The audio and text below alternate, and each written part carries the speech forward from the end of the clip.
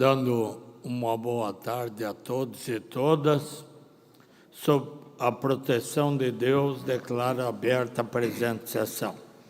Convido o senhor secretário, excelentíssimo deputado Padre Pedro Baldiceira, para proceder à leitura da ata da última sessão. Boa tarde, senhor presidente, deputado Maurício Scudelarchi, senhores deputados e deputadas e todos aqueles e aquelas que nos acompanham. Ata da 67ª sessão ordinária da primeira sessão legislativa da 20ª legislatura da Assembleia Legislativa do Estado de Santa Catarina, realizada em 2 de agosto de 2023, sob a presidência deputados Mauro de Natal, Marcos da Rosa e Rodrigo Minotto, e secretarias, deputado Tiago Zilli como secretário ad hoc. Às 14 horas do dia 2 do mês de agosto, ano 2023, desta cidade de Florianópolis, capital do estado de Santa Catarina, reuniu-se a Assembleia Legislativa em sessão ordinária. Havendo um quórum regimental, o senhor presidente declarou abertos os trabalhos e convidou o senhor deputado Tiago Zilli para que, como secretário ad hoc, proceder à leitura das atas das sessões anteriores, que, em consonância com o parágrafo 1º do artigo 106 do Regimento Interno, o senhor presidente deu-as por aprovadas. Expediente. O senhor presidente comunicou que foi distribuído eletronicamente. Breves comunicações. Fizeram uso da palavra os senhores deputados Fabiano da Luz, Mário Mota, Carlos Humberto e Massoco. Grande expediente. Fizeram uso da palavra a senhora deputada Ana Campagnolo, PL, e os senhores deputados Marquito Pessol e Neudi Sareta, Bloco Democracia, Inclusão Social e Igualdade, PT e PDT. Ordem do dia. Foram aprovados os pedidos de informação número 325 a 336, 2023, as moções números 1249 a 1280, 2023, bem como os requerimentos números 2935, 2986, 2987, 3016 a 3025, 3051 e 3052, 2023. O senhor presidente ainda deferiu o requerimento de constituição da Frente Parlamentar número 100 e os requerimentos números 2904 a 2934, 2936 a 2985, 2988 a 3015 e 3026 a 3050, e comunicou que encaminhará aos destinatários as indicações números 804 a 809 e 811 a 848. Ato contínuo, o senhor presidente suspendeu a sessão para manifestação do prefeito de Turvo, senhor Sandro Sirimbelli, para divulgar a realização da 25ª Festa do Colono, que acontecerá entre os dias 10 e 13 de agosto de 2023. Ainda suspensa a sessão, fez uso da palavra o senhor deputado Gouram Natajar, do Paraná, para falar da experiência da implantação do turismo de base comunitária e projetos de cicloturismo. Reaberta a sessão, o senhor presidente adentrou próximo horário explicações pessoais. Fizeram uso da palavra a senhora deputada Luciane Carbinati e o senhor deputado Pepe Colasso. Nada mais havendo a tratar, e antes de encerrar a sessão, o senhor presidente convocou outra ordinária para quinta-feira no horário regimental. Para constar, eu, segundo secretário, digitei a presente ata.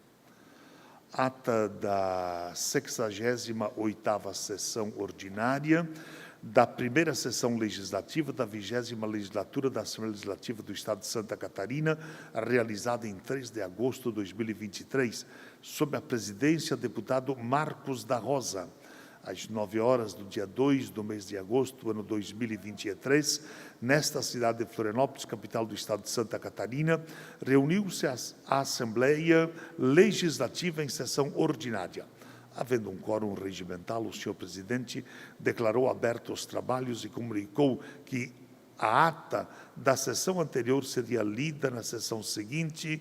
Expediente. O senhor presidente comunicou que foi distribuído eletronicamente e, não havendo oradores inscritos no horário destinado às breves comunicações, ao horário dos partidos políticos, bem como às explicações pessoais, nada mais havendo a tratar, antes de encerrar a sessão, o senhor presidente convocou outra especial para segunda-feira, às 19 horas, em homenagem aos 90 anos da OAB. Para constar, eu, segundo o secretário, lavrei a presente ata. Ata da 10ª sessão especial da primeira sessão legislativa da 20ª legislatura da Assembleia Legislativa do Estado de Santa Catarina, realizada em 7 de agosto de 2023, sob a presidência do deputado Mauro de Nadal. Às 19 horas do dia 7 do mês de agosto do ano 2023, nesta cidade de Florianópolis, capital do estado de Santa Catarina, reuniu-se a Assembleia Legislativa em sessão especial. Dando início à solenidade, o senhor presidente convidou as seguintes autoridades nominadas para tomarem assento à mesa: o excelentíssimo senhor Procurador-Geral do Estado, doutor Márcio Luiz Fogaça, vicari. Neste ato, representando o governador do estado de Santa Catarina, Jorginho Melo, excelentíssimo senhor vice-presidente do Tribunal de Justiça do estado de Santa Catarina, doutor desembargador Altamiro de Oliveira, excelentíssima senhora doutora desembargadora do estado de Santa Catarina, Ana Cristina Blasi. Neste ato, representando o presidente do Tribunal Regional Federal da 4ª Região, doutor desembargador federal Fernando Quadros. Excelentíssimo senhor subprocurador-geral de Justiça para Assuntos de Planejamento e Inovação, doutor Luciano Nachevk. Neste ato, representando o excelentíssimo senhor Procurador-Geral de Justiça do Ministério Público de Santa Catarina, doutor Fábio de Souza Trajano.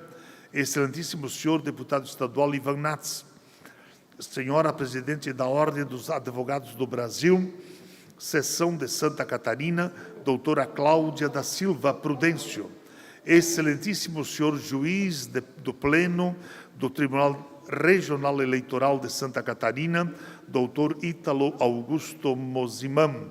Neste ato, representando o excelentíssimo senhor presidente do Tribunal Regional Eleitoral de Santa Catarina, doutor Alexandre Davanesco, excelentíssimo senhor presidente do Tribunal de Contas do Estado de Santa Catarina, conselheiro Erneus de Nadal, e o excelentíssimo senhor vice-presidente do Conselho Federal da Ordem dos Advogados do Brasil, doutor Rafael de Assis Horn. Neste ato, representando o presidente do Conselho Federal da OAB, doutor José Alberto Simonetti, constituída a mesa, o senhor presidente deu conhecimento ao plenário de que a sessão foi convocada pelo senhor deputado Ivan Nats e aprovada por unanimidade pelos demais parlamentares em comemoração aos 90 anos da Ordem dos Advogados do Brasil, OAB, Seção de Santa Catarina, Seção de Catarina. No momento seguinte, houve a execução do hino nacional. E, na sequência, o senhor presidente convidou para fazer uso da palavra o excelentíssimo senhor deputado Ivan Nats, que, na qualidade de proponente da presente sessão. Ato contínuo, o senhor presidente convidou o mestre de cerimônias para proceder à nominata dos homenageados, que, na oportunidade, o senhor presidente convidou o doutor Rodrigo Eduardo Suetz, presidente da subseção de Blumenau, para fazer uso da palavra em nome dos homenageados da noite. E, em seguida, fizeram uso da palavra presidente da Ordem dos Advogados do Brasil, Seção de Santa Catarina, doutora Cláudia da Silva Prudêncio, e o senhor vice-presidente do Conselho Federal da Ordem dos Advogados do Brasil, doutor Rafael Assis Ordem. Dando sequência aos trabalhos, o senhor presidente fez uso da palavra e, logo após, agradeceu a presença das autoridades com assento à mesa e a todos que honraram com seu comparecimento. E convocou outra sessão ordinária para o dia seguinte, no horário regimental. E antes de encerrar a sessão, o senhor presidente anunciou a execução do hino de Santa Catarina. Para constar, eu, segundo o secretário, lavrei a presente ata. Senhor presidente, deputado Maurício Scudelarque, eram as atas de hoje. Obrigado, deputado Padre Pedro Baldiceira. Em consonância com o parágrafo 1º do artigo 106 do Regimento Interno, dou as atas por aprovado. Solicito à assessoria que proceda à distribuição do expediente. Breves comunicações. Inscrita para falar em primeiro lugar, deputada Ana Campagnolo. Vossa Excelência tem o tempo regimental de 10 minutos. Boa tarde, senhores deputados. É uma satisfação reencontrá-los, mas hoje eu quero me dirigir especialmente a quem está em casa e não a quem está aqui na tribuna, dividindo esse trabalho, esse espaço democrático comigo. Os senhores que estão aqui, também quem está em casa, já sabe que eu sou uma parlamentar relativamente polêmica. Muitas pessoas gostam do meu trabalho, reflexo nas últimas urnas, mas também tem um grupo muito grande de pessoas que odeia a deputada Ana. E esse ódio vem particularmente por causa da minha atuação com relação ao combate à doutrinação marxista dentro da sala de aula. Aliás, o combate a qualquer tipo de doutrinação. Nós já viemos aqui a essa tribuna algumas vezes para denunciar casos e casos de professores que fizeram mau uso do espaço da sala de aula, mas nós também já fizemos isso falando sobre religião, sobre política, não somente sobre política partidária, sobre fé, sobre convicção. Expusemos aqui também aquele professor que fez um discurso nazista em sala de aula. Nós estamos sempre falando sobre isso. E eu sei que boa parte das pessoas que me assistem aqui em casa não assiste porque quer aprender ou porque gosta do meu trabalho, mas assiste porque odeia o trabalho da deputada Ana. E eu gostaria de pedir uma licença para essa pessoa que odeia o meu trabalho, que odeia a deputada Ana. Isso também a gente pôde ver quando eu sofri um acidente de carro, milhares de pessoas lamentando o fato de eu não ter morrido naquele acidente. E eu falo com você que me odeia. Você conhece um pouco da minha história. Você sabe que eu era uma moça simples, uma professora lá do interior do estado de Santa Catarina, com um salário modesto, uma expectativa de vida muito modesta, que queria apenas estudar na universidade. Quando eu entrei no mestrado, eu fui humilhada e perseguida na instituição de ensino. Eu sofri o que, na minha concepção, é violência institucional. Abri um processo contra a professora, foram 3 processos ao todo, perdi 1, ganhei 2, e assim foi se desenrolando essa situação. Você que é de esquerda e que odeia a deputada Ana, você tem que ter em mente que a deputada Ana não estaria aqui, não existiria como deputada, se houvessem regras claras sobre o trabalho de um professor universitário ou de um professor funcionário público de escola de nível básico e se essas regras fossem cumpridas. O que me deu visibilidade e trouxe pessoas até o meu trabalho, reconhecendo o meu trabalho e me fazendo delas representante, foi justamente o fato de que não há regras claras e mesmo aquelas que existem são reiteradamente descumpridas. E por que eu estou dizendo isso? Porque essa pauta da qual eu vou falar hoje deveria ser uma pauta unânime. Tanto as pessoas conservadoras deveriam combater a doutrinação revolucionária, quanto os revolucionários, esquerdistas, progressistas, comunistas deveriam combater a doutrinação conservadora dentro de sala de aula. A sala de aula não deveria ser um lugar de propaganda político-partidária. E eu venho, na verdade, não denunciar, mas pela primeira vez comemorar a aprovação da nossa lei, da lei de minha autoria, mas que foi aprovada com a maioria deste parlamento. Então, os senhores deputados são responsáveis comigo por essa vitória, O projeto de lei a Lei 18.637 foi sancionada pelo governador Jorginho no dia 8 de fevereiro deste ano e está em vigor. E por que é importante o catarinense prestar atenção nisso? Porque exatamente hoje, dia 8, até o dia 14, começa a ser colocada essa legislação em prática. A Secretaria do Estado de Educação emitiu a Portaria 2052, em 24 de julho deste ano, 2023, norteando como deveriam ser esses trabalhos. Em que consiste a Lei 18.637, que está em vigor, foi aprovada, sancionada e regulamentada pela Secretaria de Educação?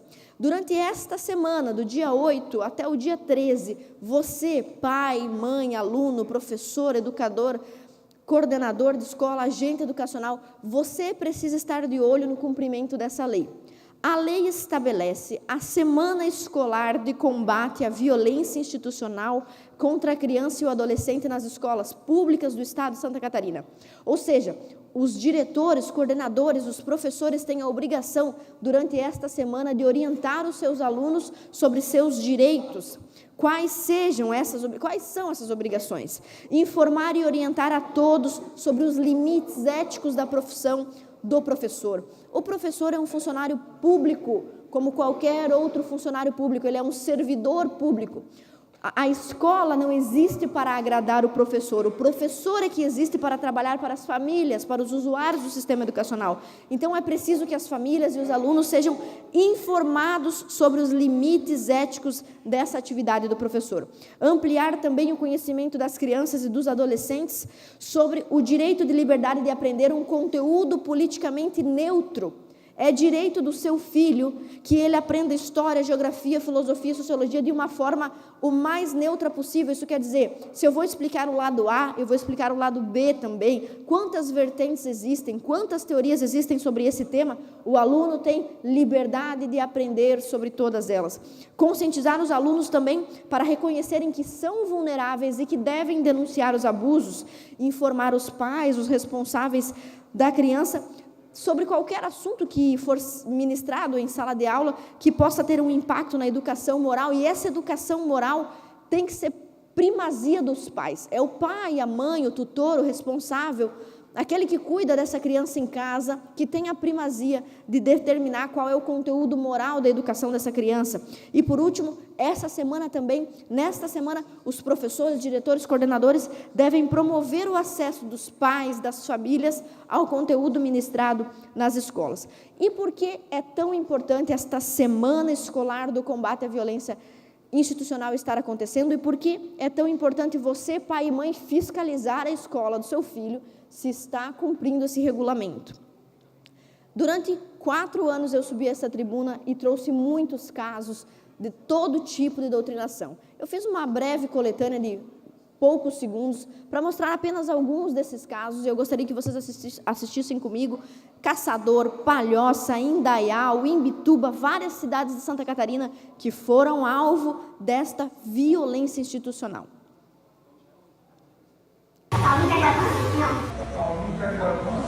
Puta pra mim é elogio, porque pra ser puta tem que ter coragem. Professor, xingando alunos de lixo, não vai dar velocidade. Alguma mulher que ouve o que esse cara fala e vai dizer que vai votar pra ele, realmente a mulher tem que sofrer todo tipo de abuso mesmo. Igreja que defende esse valor. Cegos, malucos. Mãe, capaz de me incomodar, querer me tirar do colégio e eu começar a estudar tudo de novo, sabe? Eu tenho uma admiração pelo Hitler, enormemente por Hitler. Vocês que estão nessa idade, a gente não é obrigado a concordar com os pais da gente. A gente não precisa ter vergonha de querer um parceiro do mesmo sexo. A gente não precisa ter vergonha de enfrentar o pai e mãe se a gente quiser o que quiser. E daí, quando a gente vê uma pessoa dessa, a gente se sente mais corajoso. A gente diz, pô, se ela pode, eu posso também. Eu não quero mais. Não, tu não quer fazer um boot. Ainda bem, né, professor? Ainda bem. Mas tu vai ficar lindo. Professor, mas o que isso tem a ver com etnocentrismo? O que tem o quê? O que esse assunto, assim, tem relação com a matéria? Bom, aí é uma coletânea muito rápida, mas são vários casos do estado de Santa Catarina. Vocês viram aí uma professora incitando os alunos a publicarem fotos nus, dizendo que ser puta é um orgulho, e inúmeros outros conteúdos falando sobre o candidato A ou B, atacando as famílias. Bom, o que é importante falar sobre essa lei? Você que é pai e mãe precisa fiscalizar se a escola está cumprindo, se está realizando as atividades, se está orientando seu filho, falando sobre os direitos e deveres dos professores e dos pais quanto à proteção da criança. E mesmo que esta lei que nós aprovamos aqui não existisse, que é uma lei que apenas assegura uma semana de trabalhos pedagógicos, mesmo que essa lei não existisse, existem inúmeras outras no Brasil e no mundo que protegem a criança, como, por exemplo, a própria Constituição Federal, que diz que é dever da família e do Estado garantir dignidade e respeito às crianças, o Estatuto da Criança e do Adolescente, que diz que a criança e o adolescente têm direito a se desenvolver mental, moral e fisicamente de forma íntegra, a Declaração dos Direitos da Criança, de 1959, que diz que a educação deve ser pautada nos interesses da criança e não dos adultos, o Pacto São José da Costa Rica, de 1969, que diz que os pais têm primazia na escolha do tipo moral e religioso de educação que os filhos vão receber, também a Convenção sobre Direitos da Criança, de 1989, são inúmeros documentos. Então, os pais que estão nos assistindo, ajudem a fiscalizar se a escola está cumprindo a Lei 18.637. E se não tiver, você tem muitos canais para denunciar. A direção da escola, a Secretaria de Estado de Educação, a sede aqui em Florianópolis, o Conselho Tutelar e até o site do Ministério Público de Santa Catarina, através da ouvidoria. Denuncie e fiscalize, porque você também faz parte desse processo de cidadania. Muito obrigada, senhor presidente. Obrigado, deputada Ana. Próximo orador inscrito, deputado Marquito. Vossa Excelência tem o tempo regimental de 10 minutos. Muito obrigado, presidente. Eu queria pedir para a assessoria colocar a apresentação ali. Eu quero inicialmente dar uma boa tarde a todos os deputados, a deputada que acompanha aqui do plenário a sessão, também a todos que nos acompanham pelas redes sociais, pela TV da Assembleia Legislativa, dar uma boa tarde ao presidente, que preside essa sessão, Maurício Kudilac, e queria aqui fazer, nesse meu tempo, praticamente uma prestação de contas, ou apresentar aos colegas deputados e deputada um pouco do trabalho que a Comissão de Turismo e Meio Ambiente da Assembleia Legislativa fez no primeiro semestre, apresentando um pouco dos resultados que nós desenvolvemos durante esse período. Eu quero primeiro dizer que a comissão ela é composta por este vereador, deputado Marquito, que preside, o deputado Fabiano da Luz, que é o vice-presidente desta comissão, e ela é composta pelo deputado Carlos Humberto, também pelo deputado Antídio Lunelli, que aqui também está no plenário, o deputado Ivan Nats, que é parte também da comissão, o deputado Lucas Neves e o deputado Júlio Garcia, que por um período importante, 2 meses, foi substituído pelo deputado Jerry Consoli. Então, essa é a Comissão de Turismo e Ambiente da Assembleia Legislativa. Eu queria pedir para passar o slide, por favor.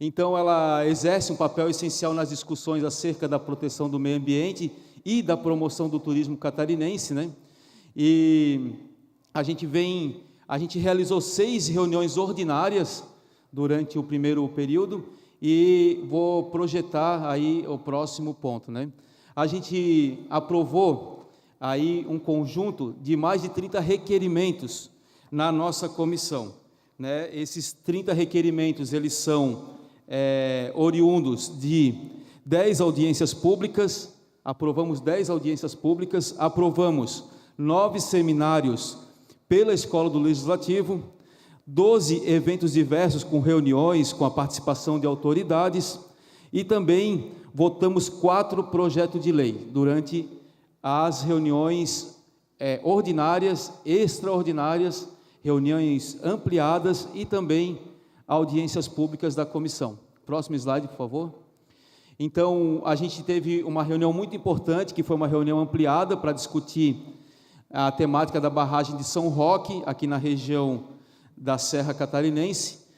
junto com o MAB e também o IMA, o MAB é o Movimentos Atingidos por Barragem, e também o Instituto de Meio Ambiente do Estado de Santa Catarina. A partir dessa reunião ampliada, encaminhou-se uma audiência pública que foi realizada lá em Brunópolis, no município de Brunópolis, na comunidade, diretamente na comunidade dos atingidos por barragem, que foi uma excelente audiência pública da Assembleia Legislativa, indo até o local da população que mais precisava ouvir e ter o amparo e o apoio da presidência e também da Assembleia Legislativa naquela ocasião. Nós realizamos uma excelente audiência pública sobre a barragem do Alto Vale do Itajaí, que são 3 barragens, de Itaió, Petrolândia, Braço do Trombudo. Essa audiência pública, ela aconteceu em Rio do Sul e foi uma proposição do deputado Gerry Consoli, e ela teve um encaminhamento concreto no ponto de vista de resolver essa problemática. Primeiro, as reformas e as benfeitorias necessárias para essas barragens, que são barragens de contenção de cheias, elas foram consideradas no PAC 3 agora, também foram consideradas dentro do Programa Geral da Defesa Civil do Governo do Estado. Então, uma audiência pública que teve ali mais de 500 pessoas participando e que foi realmente fundamental para a resolução daquele problema. Próximo, por favor. Essa é a audiência pública sobre a construção da usina hidrelétrica de São Roque, que atingiu mais de 700 pessoas. Muitas delas ainda não foram ressarcidas dos seus bens perdidos e também o quanto que tiveram que recuar dos seus territórios.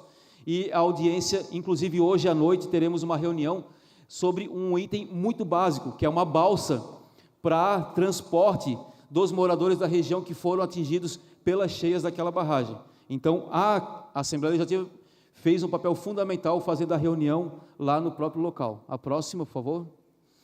A gente realizou ainda na semana passada uma audiência pública do projeto de lei da deputada Paulinha, que é instituindo a política estadual de turismo de base comunitária.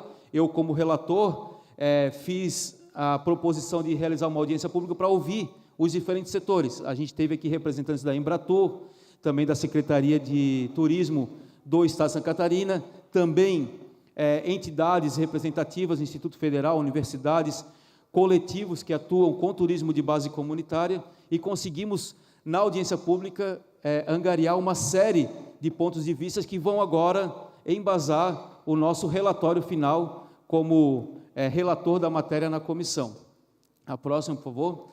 A gente fez o lançamento de 13 seminários que acontecerão nas 13 regiões do Estado de Santa Catarina, que serão seminários realizados pela Escola do Legislativo para discutir a compra direta da agricultura familiar, preferencialmente agroecológica, onde o público-alvo serão principalmente atores públicos e gestores públicos das compras dos municípios, cooperativas, associações, grupos de agricultores e agricultoras, profissionais da educação, da nutrição e da engenharia agrária, para que esse programa da compra direta dos agricultores familiares de produtos agroecológicos seja uma realidade e uma ampliação em todo o Estado de Catarina.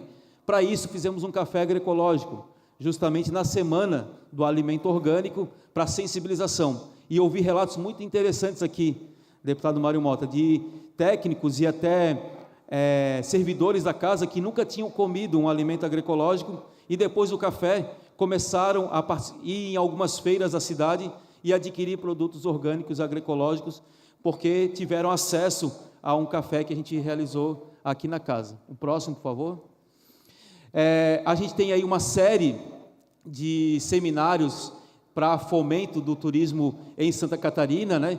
Nós faremos a capacitação das instâncias de governança regionais para o turismo, serão 13 formações dos agentes de turismo. Nós temos 2 ações propostas pelos deputados para realizar na Serra Catarinense, uma sobre a necessidade das infraestruturas, como Casan, infraestrutura de mobilidade e de internet, para ampliação do turismo na Serra Catarinense, e outra também envolvendo o turismo de negócios em Lages.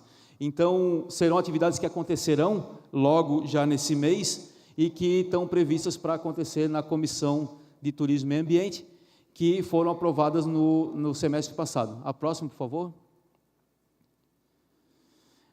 A gente teve aí o lançamento também, a abertura do mês do ambiente, vocês acompanharam, tivemos aqui exposições artísticas e culturais do mês do ambiente, teve uma série de debates, teve cine-debate, teve discussões acerca de temas da biodiversidade catarinense, e que marcou um momento muito importante, que foi o mês de junho, que é o mês onde o dia 5 de junho é o Dia Mundial do Meio Ambiente.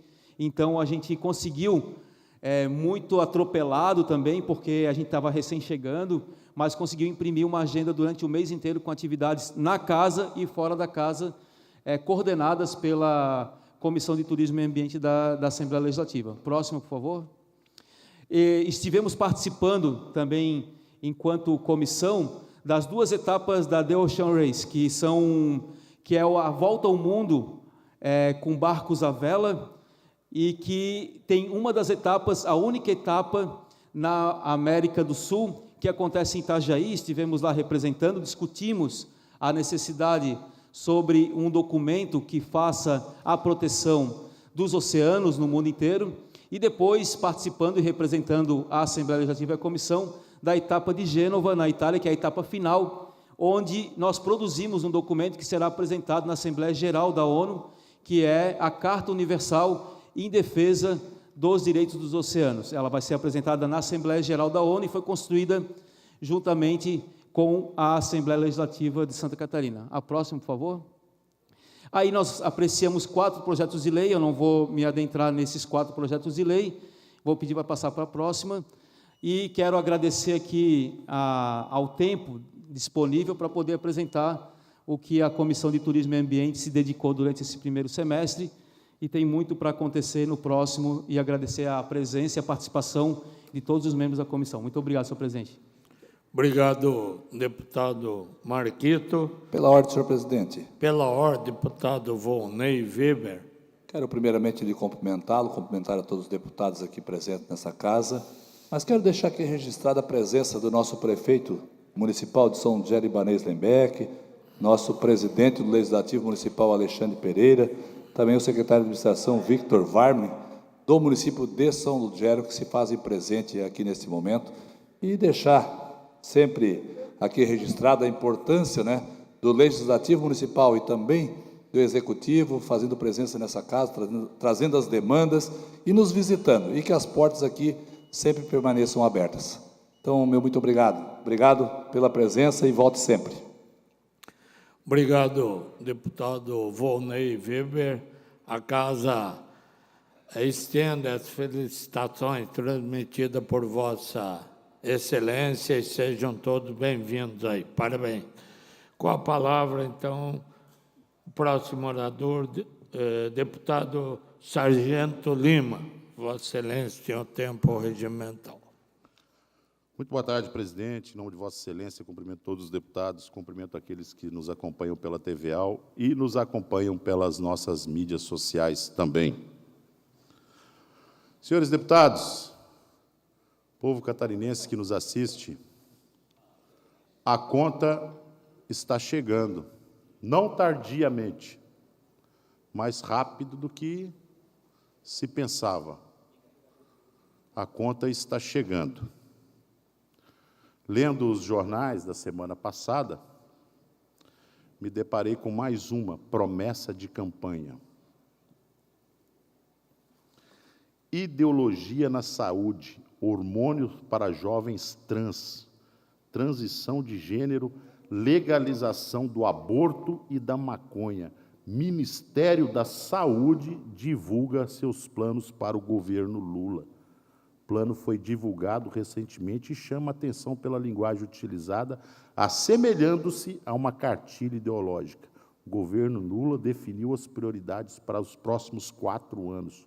Combate ao idadismo, hormônios para jovens trans de 14 anos de idade, legalização do aborto. Esses são os planos do Ministério da Saúde.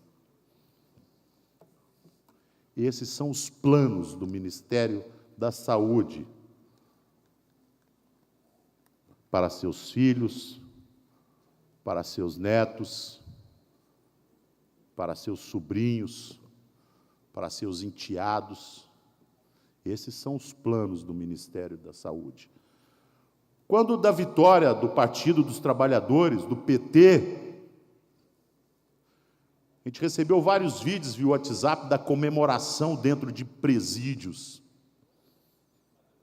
Eu fico pensando que comemoração maior deve ter acontecido no inferno. O inferno deve ter entrado em festa. Devem ter soltado foguete lá dentro, porque alguém que trama assassinar uma criança dentro da barriga da mãe, enfiando uma agulha desse tamanho, com um líquido letal, com um veneno, onde a criança ainda passa horas martirizando lá dentro, e depois com um dispositivo, corta ela em pedaços e puxa para fora. Será que foi o Ministério da Saúde ou foi o Ministério do Inferno que fez isso? Alguém que planeja legalizar a maconha e outras drogas, entra nessas a cocaína, de forma alguma pensa nas gerações onde você estende a possibilidade de uma criança comprar drogas de outra criança na rua. Isso é um projeto do Beelzebu, do capiroto, do demônio. Não pode ter partido da mente humana isso. Vamos adiante. Se esse jovem conseguiu sobreviver sem ser assassinado na barriga da mãe, se ele conseguiu passar pelo filtro dos traficantes, não foi morto pelo narcotráfico, ainda sobra para ele a possibilidade de acessar, a partir dos 14 anos, a hormonização. Parabéns a todos vocês envolvidos nisso. Vocês que pediram voto para o PT, para o Partido dos Trabalhadores, para a coligação. Parabéns para vocês. Muito em breve teremos sangue nas mãos, sangue de inocente. Parabéns para cada um de vocês. Mas isso não me surpreende em absolutamente nada, porque é da natureza, assim como da história do sapo e do escorpião, é da natureza praticar esse tipo de insandice. Agora, o que me gerou surpresa, senhores, foram muito mais do que as 33 moedas. As 33 moedas que foram julgadas no chão, dentro da Câmara dos Deputados Federais, foram os quase 9 bilhões de reais, onde atraíram para a base desse governo, que tem a discrepância de apresentar isso como algo positivo. Foram atraindo um, atrai outros, e atrás outros, e vieram partidos, estão se tornando base de um governo que faz esse tipo de proposta. Esse tipo de proposta. E se envergonham.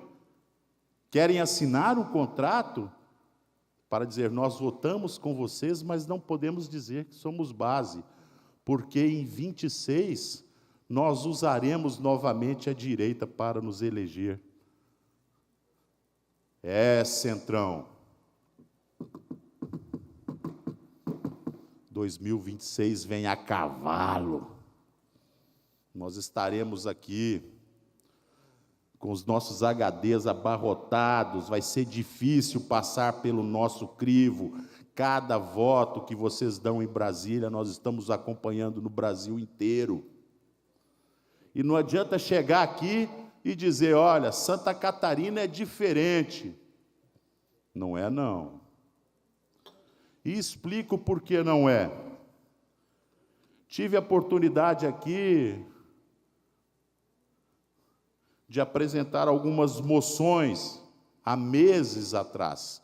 E pela primeira vez na história, eu não sei se tem os deputados mais experientes, com mais de 2 mandatos, podem me dizer, se uma moção de um deputado precisa ser avaliada pela presidência, pela mesa, ou por uma comissão, ou pela assessoria jurídica da casa, fazem base para esse governo. Aliás, são da base, da base forte do PT. Uma moção do dia 18/5, que apela ao senador Rodrigo Pacheco, presidente do Congresso Nacional, que se posicione contrário à decisão do Superior Tribunal Eleitoral acerca da cassação do mandato do deputado federal Deltan Dallagnol, em respeito aos mais de 344 mil paranaenses que votaram nesse homem. Minha moção não foi lida. Minha moção não foi lida. A minha assessoria perguntou o porquê não foi lida. Ela estava sendo analisada, apreciada. Serviço de vocês não é analisar a moção, é colocar aqui para ser votada em plenário. É deixar de ser procrastinador, é deixar de ser enrolão. Dia 29/6, manifesta repúdio à ação civil ajuizada pelo Ministério Público Federal em face da Jovem Pan, pedindo o cancelamento de 3 outorgas de radiodifusão concedida à mesma. Isso lá no dia 29, não foi lida. Não pode partir em defesa da outro lado da voz. Não pode. E eu quero dizer que nós estamos tão distante assim de Brasília? Nós estamos tão distante assim? Não se enganem, senhores. O inimigo é real, ele existe, ele está entre nós. Aqui não é nenhum lugar assim isolado, não, está aqui. Vocês já me tiraram para dançar uma vez na legislatura passada e dançaram. Vão tirar de novo. Não aprenderam a lição. Dia 25/7, apela ao presidente da Câmara dos Deputados, Arthur Lira, para que empenhe na garantia da sustação do decreto 11.615, que fala da implementação do decreto das armas. Para mim, que sou armamentista, isso é muito importante.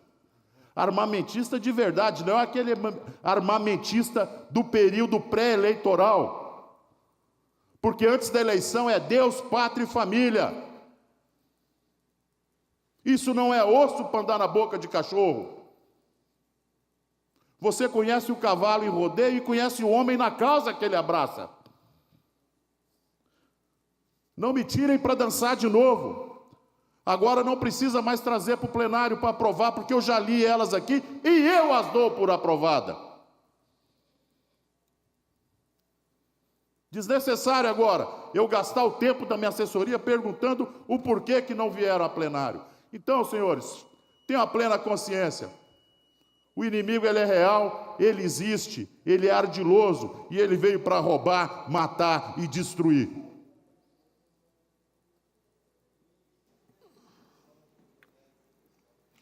Ainda em breves comunicações, com a palavra o deputado Mário Mota. Vossa Excelência tem o tempo regimental.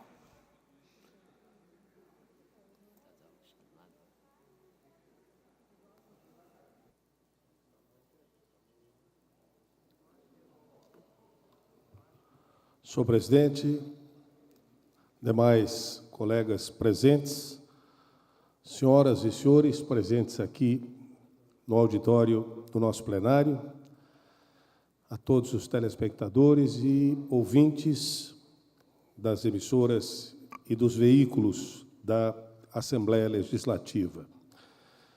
Eu falo de educação. O que é o novo ensino médio e por que razão ele foi instituído? O novo ensino médio foi instituído por uma lei federal de número 13.145 em 2017, alterando a LDB, a Lei de Diretrizes e Bases da Educação Nacional.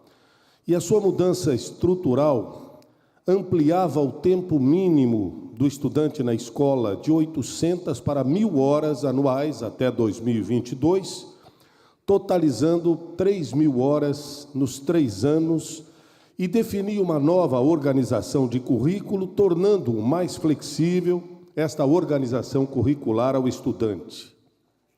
A formatação era para aproximar o ensino médio brasileiro do modelo de formação adotado em outros países, como nos Estados Unidos, por exemplo, com a instituição de itinerários formativos, que são um conjunto de disciplinas, projetos, oficinas, núcleos de estudos, entre outras modalidades de aprendizado. O principal objetivo é fortalecer o protagonismo dos estudantes na medida em que estes quiserem aprofundar os seus conhecimentos dentro desses itinerários formativos. O sistema previa maior autonomia às instituições de ensino para definir a formatação pedagógica a ser adotada e ofertada aos estudantes. Quais são os aspectos negativos identificados por professores durante a implementação do chamado novo ensino médio?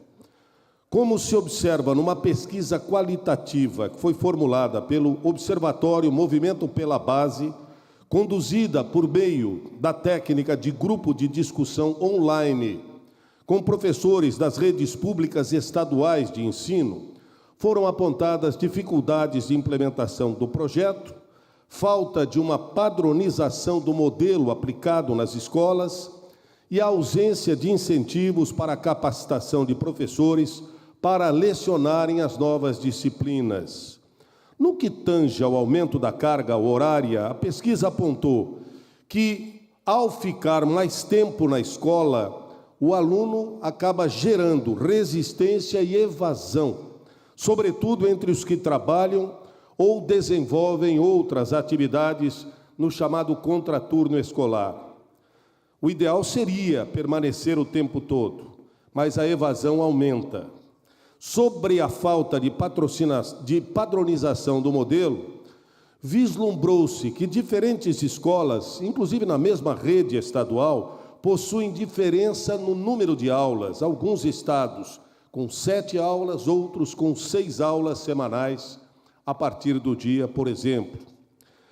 E Santa Catarina? A Secretaria de Estado da Educação de Santa Catarina, desde 2020, iniciou o procedimento de implementação do novo ensino médio em 120 escolas piloto.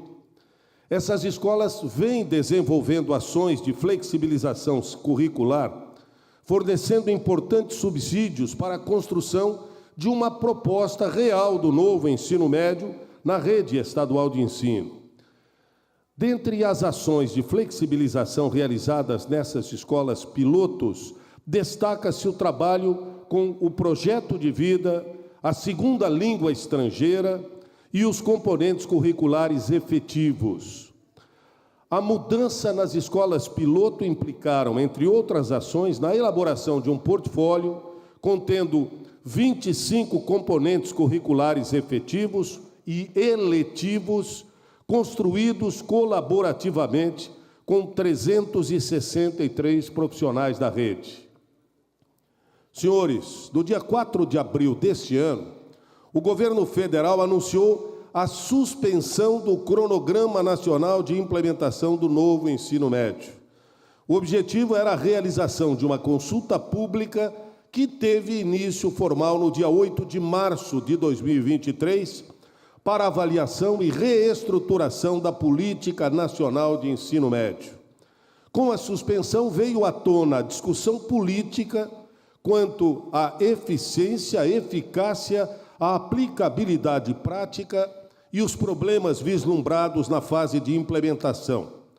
O atual ministro da Educação, Camilo Santana, justifica que a reforma precisa ser analisada para que se possa tomar uma decisão definitiva.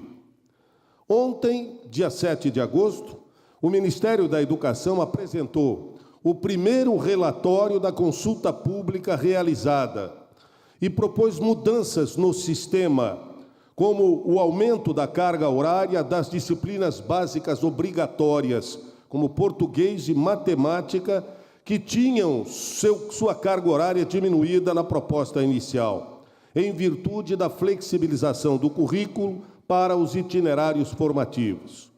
O MEC defende a ideia de deixar o ensino médio em tempo integral ao estudante.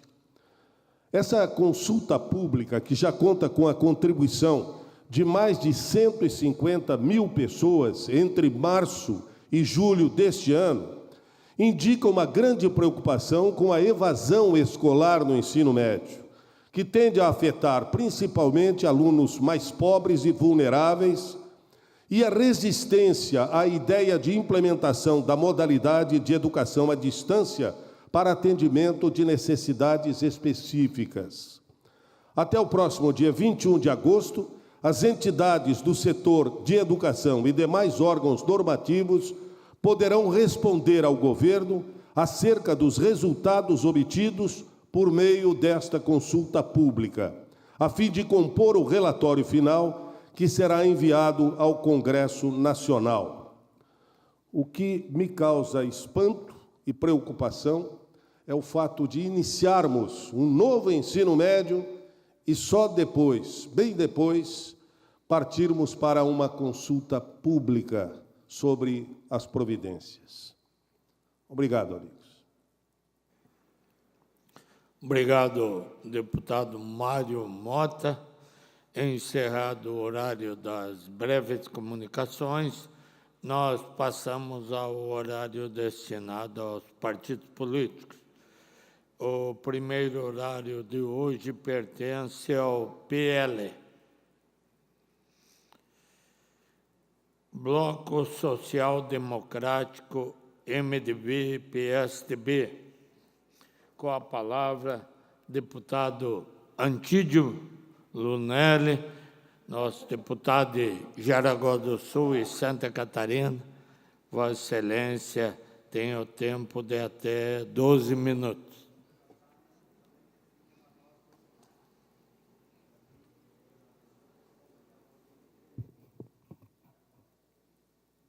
Senhor presidente, prezados senhores deputados, eu quero falar sobre a cidade de Jaraguá do Sul, cidade mais segura.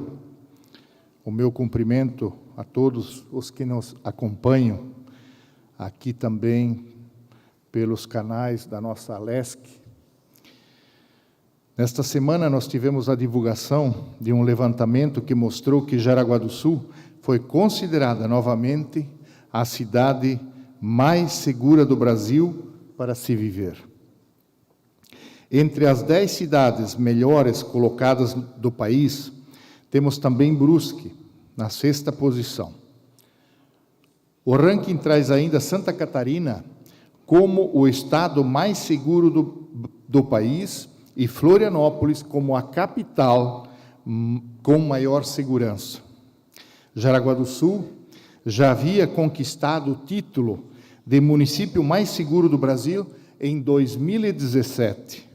Resultado que muito me orgulha. Acredito que esse índice seja reflexo do trabalho conjunto entre as forças de segurança e a nossa prefeitura, entre as entidades, os empresários e a nossa sociedade. É reflexo também dos investimentos em educação, cultura, esporte, lazer e saúde. E é este modelo que eu quero para todos os municípios de Santa Catarina e também do nosso país. Eu parabenizo o prefeito Jair Franzner por este resultado e pela excelente gestão, e ao comandante do 14º Batalhão da Polícia Militar, João Carlos Cusi, e ao delegado regional da Polícia Civil, Eric Uratani. Eu cumprimento também os moradores de Jaraguá do Sul, de Brusque, e a todos os catarinenses que servem de exemplo para o Brasil, um Brasil que dá certo. Por que não podemos achar normal conviver com a criminalidade, com medo, com o desrespeito às leis e com a insegurança? Precisamos valorizar as pessoas de bem, que trabalham, que pagam seus impostos e que cooperam para uma Santa Catarina melhor. As crianças precisam ter o seu futuro respeitado. Os pais precisam ter tranquilidade para trabalhar e para crescer. Para isso, segurança é fundamental. E sabemos que segurança não é uma conquista isolada. Ela depende, como eu disse, da educação, da cultura, do esporte, do lazer e da saúde. E de uma economia que gere oportunidades. Depende também da confiança nas instituições, nas polícias e da certeza de que o crime realmente não compensa. Por isso, equipar, treinar e apoiar as forças de segurança é fundamental. Assim como combater e denunciar a impunidade é dever de todos nós. Eu pediria, se temos um filme para passar, um vídeo, por favor.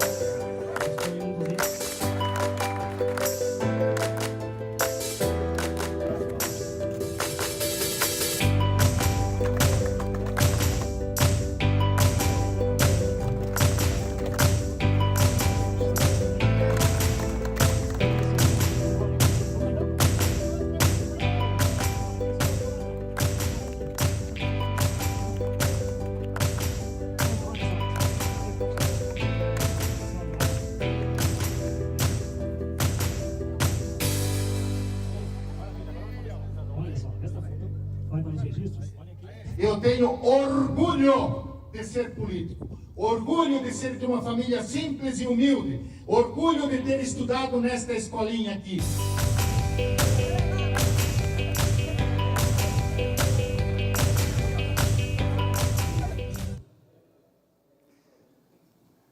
Esta foi a restauração da minha primeira escola, que com o passar dos anos, do tempo, ela foi demolida, e desde o meu primeiro ano como prefeito em Jaraguá do Sul, eu trabalhei pela reconstrução da minha primeira escola lá na nossa região, da antiga escola isolada, desdobrada da Barra do Ribeirão Grande do Norte, lá em Jaraguá do Sul, e ontem tivemos a felicidade de poder entregá-la novamente à nossa comunidade. Eu acredito que quem valoriza o passado constrói um futuro com bases muito mais sólidas, e é importante também que as crianças conheçam esse passado, saibam como as coisas funcionavam na época. Além de valorizar o passado, é necessário que a gente valorize essas pessoas tão importantes. E eu lembro aqui dos meus primeiros professores, com um carinho e com um respeito muito grande. Por isso, para mim, ontem foi um dia muito especial. Eu tenho um orgulho muito grande de ter vindo de uma família muito simples, de agricultores, e de ter estudado naquela escolinha, onde a gente fazia o primeiro e o segundo ano juntos. Eu tenho orgulho de ser empresário, de realizar, de gerar renda e oportunidades. Eu tenho orgulho de ser político, de poder contribuir e de poder representar a nossa cidade e a nossa região. Pois não, nobre deputado. Me permite uma parte, deputado? Sim. Meu pai estudou numa escolinha desdobrada, isolada, no pé da Serra da Mantiqueira, São Paulo. Teve muita dificuldade até o 3º ano, mal aprendeu a escrever. Eu nasci num circo-teatro. Estudei até a 8ª série do ginásio, viajando 16, 17 cidades por ano, transferência. E eu percebo na sua emoção a mesma emoção que eu sinto ao lembrar das muitas escolinhas pelas quais eu passei. Então, eu gostaria apenas de cumprimentá-lo por esse resgate da sua infância, oferecendo um novo prédio, uma nova escola, a, quem sabe, novos Antídeos num futuro muito breve. Parabéns ao senhor. Muito obrigado, nobre e querido amigo, deputado Mário Neto, e vindo de Vossa Excelência, que também tanto se dedica pela educação e sempre foi um jornalista, né, exemplar e que levou as informações sempre para a nossa população catarinense, realmente eu fico muito agradecido e lisonjeado. E quero dizer de que nós precisamos recuperar a nossa imagem de políticos, porque na minha época nós tínhamos um verdadeiro orgulho e respeito pelo nosso prefeito, pelo nosso vereador, pelo nosso delegado, pelo nosso padre, pelo nosso pastor, pelos nossos professores. E nós perdemos isso tudo, e eu espero sinceramente que nós consigamos, aos poucos, né? Por isso que eu falo que eu tenho orgulho de ser político. Vim de uma família muito simples, humilde, lá do interior. Nós éramos em 42 coleguinhas. Muitos não tinham sequer um chinelinho havaiana para calçar. Nós levávamos o lanchinho de casa e muitas vezes trocávamos aquele lanchinho. Pão com banha e sal, pão com mousse, quem tinha uma natinha ainda, né? Pão com um pedaço de linguiça, então, quando se matava um porco em casa, um animal em casa, né? E assim era. E o professor, né, nos dava ainda tarefas que nós ajudávamos na limpeza da escola, nós cantávamos o hino nacional, nós rezávamos antes das aulas, e nós perdemos isso tudo. Tínhamos um Cristo dentro da nossa escola, tínhamos normalmente a foto do presidente da República, do governador do estado e do prefeito, e nós perdemos isso tudo. Então, eu digo que eu tenho orgulho, sim, de ser político hoje, depois de ter sido empregado, funcionário, construído a nossa empresa, hoje com mais de 5.200 colaboradores, mais de 2.500, nobre presidente, de terceirizados, com diversas unidades, e fui dar a minha contribuição, participando do nosso município de Jaraguá do Sul, em um momento muito difícil da economia, e fizemos a nossa contribuição e mostramos a organização, levando todos os dias gestão para o setor público. E estamos hoje aqui na LESC, também ajudando e trabalhando para construirmos um Estado muito melhor. Então, nobres amigos, nós precisamos trabalhar e precisamos de bons políticos, políticos com P maiúsculo, políticos que façam política com P maiúsculo, e eu tenho muito orgulho disso. Então, nós temos que valorizar os bons e incentivar que as pessoas participem cada vez mais da política, porque política é para todos, para os empresários, para os operários, para os professores, para os profissionais liberais. E é assim que eu penso, nobre presidente, e agradeço a oportunidade de poder me manifestar neste plenário, e fica aqui o meu muito obrigado a todos e meu fraternal abraço. Obrigado. Obrigado, deputado Antídio, parabéns pela sua história, parabéns Jaraguá do Sul, parabéns Santa Catarina aí pelo menor índice de criminalidade do país. Então, é bom ver pessoas que ajudaram nesse trabalho e nessa história.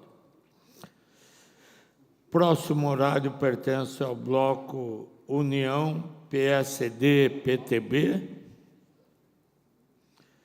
Próximo horário, bloco Democracia, Inclusão Social e Igualdade, PT, PDT, com a palavra nosso deputado Sareta. Vossa Excelência tem o tempo de até 7 minutos. Obrigado, senhor presidente, senhores deputados, senhoras deputadas, estimados catarinenses.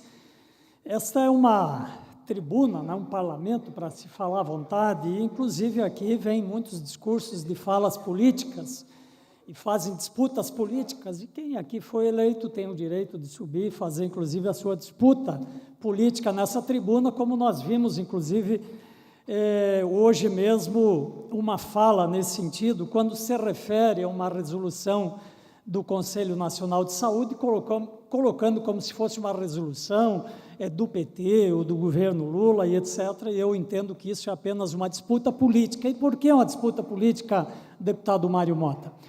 Porque, de fato, houve uma resolução de quem? Não do governo, do Conselho Nacional de Saúde. O Conselho Nacional de Saúde, todos aqui sabem, e eu estou fazendo essa fala porque, como presidente da Comissão de Saúde, julgo importante trazer essa fala aqui também, esse contraponto. O Conselho Nacional de Saúde é formado por 48 membros. Lá tem representantes do governo, representantes dos prestadores de serviço, dos profissionais de saúde e dos usuários. É esse conselho que emitiu 59 orientações, que podem ser discutidas, assim, uma a uma, e com concordâncias ou discordâncias, mas orientações que, na prática, elas não têm efeito prático nenhum. Por que não tem efeito prático nenhum? Porque é meramente, deputado Maurício, aconselhamento. Inclusive, instado o Ministério da Saúde pelo jornal O Globo, o Ministério da Saúde diz... O que disse o Ministério da Saúde? Informa que cumpre a legislação e a Constituição sobre os temas citados e que a atual gestão não tem projetos de alteração das normas citadas. Portanto, trata-se de orientações de um conselho, como eu disse, formado por representantes do governo, sim, mas de usuários, de prestadores de serviço, de profissionais da saúde. E que, portanto, é assim que tem que ser interpretadas essas chamadas orientações, que não têm, deputado Lima, efeito prático nenhum. Eu quero também, senhor presidente, destacar, nós falamos muitas vezes aqui sobre o reajustamento da tabela do SUS, que de fato está defasada. Os governos que se sucederam resolveram priorizar procedimentos. Aqui no estado, por exemplo, foi adotada a política hospitalar catarinense, que salvou muitos hospitais. Eu até costumo dizer aqui, nós tem os hospitais antes da política hospitalar catarinense e depois da política hospitalar catarinense, que é muito importante. Mas seguidamente se fala aqui da tabela do SUS, porque ela continua existindo, muito embora já tenha havido discussões de também extinguir a tabela e criar outros procedimentos, mas ela continua existindo. E hoje eu tenho uma notícia aqui que o Ministério da Saúde reajusta em 75% o valor dos procedimentos cardiovasculares da tabela do SUS. Portanto, não é a tabela como um todo, mas é muito importante essa ação, porque ao reajustar em 75%, a questão dos procedimentos, são 14 procedimentos cardiovasculares na tabela do SUS, envolve aí investimento de 270 milhões de reais, com certeza ela vai ajudar, porque são procedimentos, oferta vai ampliar principalmente os procedimentos cirúrgicos. Essa iniciativa, portanto, é muito importante. Eu queria trazer isso, porque a gente tem com frequência aqui falado de recursos, de filas, vamos acabar com as filas, não vamos, aqui mesmo o governo tinha essa promessa, não conseguiu cumprir, porque a gente sabe que é difícil, tem uma série de outras conjecturas, precisa mais recursos. Então, é importante que a gente possa destacar também, nesse caso aqui, quando há esse recurso importante que foi aportado. Assim como também é importante dizer que foi retomado pelo Ministério da Saúde o programa Saúde na Escola, destinando recursos, né, à violência e acidentes de saúde mental, promoção de cultura, enfim, outros itens, destinando recursos também, mais uma ação importante. E, por fim, ainda quero destacar que foi também encaminhado ao Congresso Nacional pelo governo federal o projeto de lei que torna hediondo os crimes cometidos nas escolas. E esse projeto nasceu, a sua origem, de acordo com o que foi apurado, sugestão das famílias que foram vítimas do ataque à creche Bom Pastor em Blumenau, em 5 de abril, que estiveram, inclusive, em contato com o governo federal, e daí nasceu a origem desse projeto que torna hediondo os crimes cometidos em escola. Eu espero que seja mais uma medida que venha ajudar a combater isso que é extremamente lamentável, que tem acontecido aí, que é a violência nas escolas, como os casos que nós presenciamos aqui em Santa Catarina, esse caso de Blumenau, o caso lá do Extremo Oeste, que inclusive está para julgamento nos próximos dias, e que sejam ações como essas que ajudem, de fato, a gente ter tranquilidade e a paz nas escolas. Obrigado, senhor presidente. Obrigado, deputado Neudi Sareta.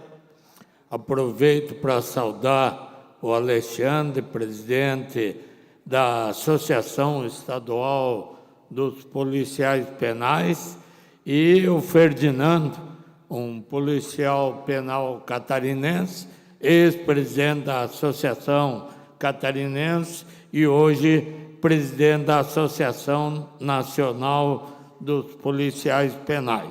Parabéns, sejam bem-vindos nessa casa. Continuando ainda no horário dos partidos políticos, próximo horário pertence ao bloco Podemos Republicano Novo. Próximo horário pertence ao PP e o próximo horário pertence ao PSOL. Não havendo oradores inscritos, essa presidência suspende a sessão até às 16 horas, quando retornaremos na ordem do dia. Está suspensa a sessão.